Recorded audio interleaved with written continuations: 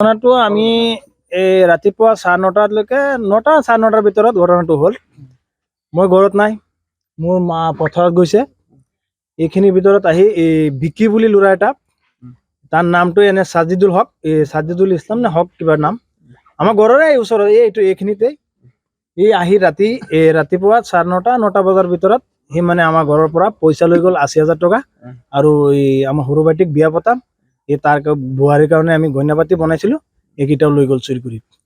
গইনাকেইটা আপোনাৰ দুইজুৰি কাণৰ ফুল, হাতৰ খাৰু, আৰু নেকলেছ বুলি কয় এইবিলাক, চেইন, এইবিলাক লৈ গ'ল।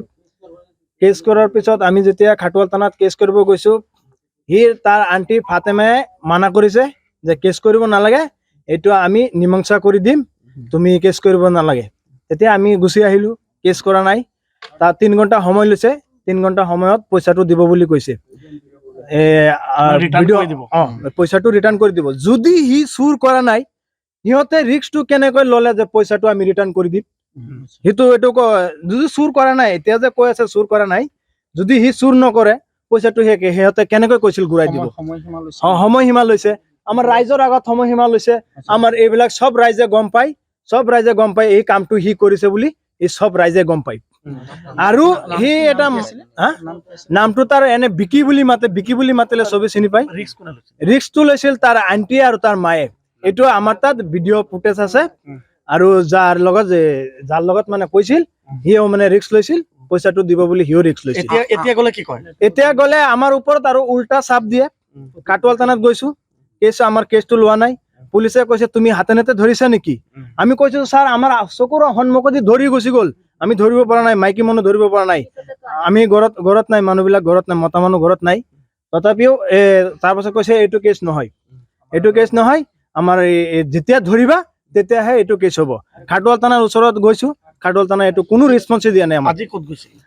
আজি আমি কোৰ্টত গৈছিলো। হয়, আৰক্ষী অধীক্ষক গৈছো, তাত গৈছো। কেছ মানে মই SP অফিচত গৈছো, SP অফিচত গৈ মানে কথাটো পাতিলো। এতিয়া SP ছাৰে কৈছে যে এই যে মেডামটোৰ নামটো কি আছিল, তদন্ত ল'ব বুলি কৈছে। আনুমানিক ধৰি লওক আপোনাৰ কেছটো মোৰ 82,000 টকা, আৰু অলংকাৰ যিবিলাক নিছে প্ৰায় আপোনাৰ লাখ নহ'লে 90,000 মানে হ'ব। এইটো মিছ নাই। এইটো আমি আমাৰ সৰু ভাইটিৰ বিয়া আহি আছে, আৰু কাণৰ ৰিং নিজৰ মাৰো আছে, আৰু নতুন বনাইছিলো বোৱাৰীৰ কাৰণে, তাক বিয়া পতাম, এই বোৱাৰীৰ কাৰণে বনাইছো। সেইকেইটা নিছে আৰু চোৰে সপোন ভাঙিলে। চোৰে মানে সপোন ভাঙিলে, বহুত এটা সপোন ভাঙিলে, ডাঙৰ সপোন ভাঙিলে চোৰে। এতিয়া আমি বিয়া পাতিবলৈ পইচাই নাই, আমি অক্ষম হৈ গৈছো না। আমিতো বেলেগত কাম কৰি খাওঁ, আমি ইমান পইচা ক'ত পাম? 82,000 লৈছে, আমি ক'ত পাম পইচাটো? এতিয়া কওক, আপোনালোকে কওক, আমি পইচা ক'ত পাম?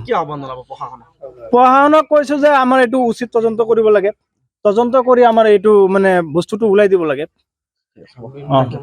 আৰু মেইন মাষ্টাৰ মাইণ্ডটো হ'ল ফাতেমা বাইদেউ, তাৰ আন্টি হয়।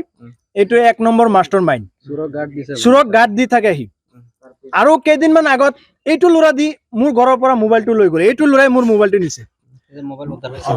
নাই, মোবাইলো উদ্ধাৰ কৰা নাই, মোবাইল নিছে যা, আৰু এনেকুৱা টেনচন কৰা নাছিলো। মোবাইল এটা লৈ গৈছে।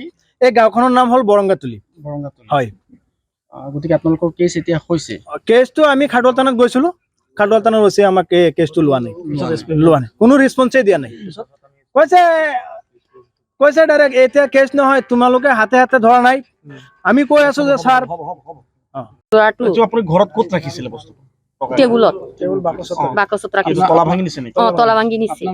আপোনাৰ ল'ৰাৰ বিয়া আছিল? বিয়া আছিল।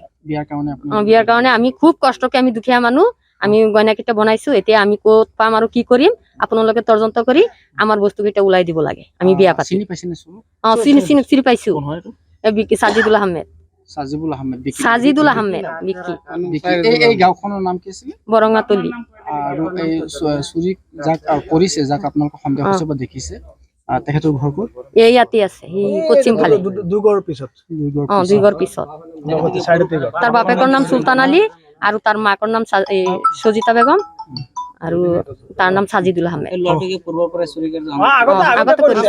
আৰু বহুত ঢেৰ মানুহ আছে এতিয়া আপুনি আৰু ফাতেমা যে আমি ইয়াত আহিছো মানে 40 বছৰ মান হৈছে আমাৰ বিয়া হৈছে আমি আহি থাকোতে মানে ল'ৰা ছোৱালী যদি একটা ঝগড়া লাগি যায় তেনেহলে ফাতেমা আৰু কেছ কিবা ক'লে বা একটা খুন্দা লাগিলে ৰাস্তাত ফাতেমা ঘাটল থানাত যাব জয় গলে আমাক তদন্ত ল'ব আৰু আমাক উৎপাত কৰিব ল'ৰা মানে ঘৰতে ওলাব নিদিব তেনেকৈ অত্যাচাৰ কৰি থাকে গোটেই বছৰে 40 বছৰ বৰা ফাতেমাৰ জ্বালা মই সহ্য কৰি আছো এতিয়ালৈকে আমি সহ্য কৰা নাই আপোনালোকে মাতি দিছো আপোনালোকে কি কৰিব কৰি দিয়ক আৰু আমাৰ গয়না পাতি ওলাই দিব সেইটো আমাৰ কথা এতিয়া ল'ৰাৰ বিয়া কি হ'ব যদি গয়না পাতি ল'ৰাৰ বিয়া এতিয়া আৰু কি হ'ব কেনেকৈ হ'ব গয়না পাতি নিদিলে আমি কি আৰু পইচা বনাই আনিম নাকি এতিয়া যে আমি এই বেলেগত যাম আমি যাম আৰু অসুখ এতিয়া ৰাতিপুৱা আমাক ডক্টৰৰ ওচৰত লৈ গৈছে এতিয়া যদি আমি মৰি যাওঁ টেনচনত তেনেহলে আৰু ফাতেমাৰ কি হ'ব গম পাইছে নে আইনগত ব্যৱস্থা লাগিব আমাৰ বিয়াৰ কাৰণে যিখিনি টকা আৰু অলংকাৰ থৈছিলে সব লৈ গৈছে যিকোনো খবৰৰ বাবে যোগাযোগ কৰক